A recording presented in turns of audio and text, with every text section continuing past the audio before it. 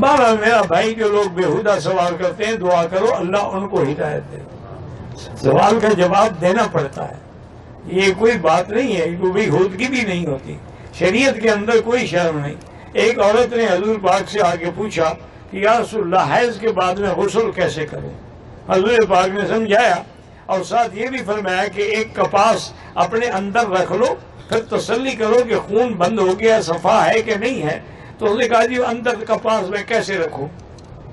اب اس کو کیا کہیں گے؟ آپ یہ بےہودہ سوال ہے حضور سے، ایک بھائی کو مسئلہ پتہ ہے کیا کریں؟ بیوی ایسے فرماتی ہے، میں نے اس کو کھینچ لیا، میں نے کہا بیوی میں تمہیں سمجھا دیتی ہوں۔ بہرحال اگر ایک ایسی قوم ہے جو لڑکوں کے ساتھ بدفعلی کرتی ہے تو قوم لوط والا عمل ہے نا، یہ تو اتنا بڑا عمل ہے کہ حضرت لوط نے فرمایا تھا انکم لتاتون الفاحشۃ ما سبقکم بہا احد من العالمین، یہ ایسا گناہ ہے کہ پورے عالم میں کسی اور نے نہیں کیا ہے۔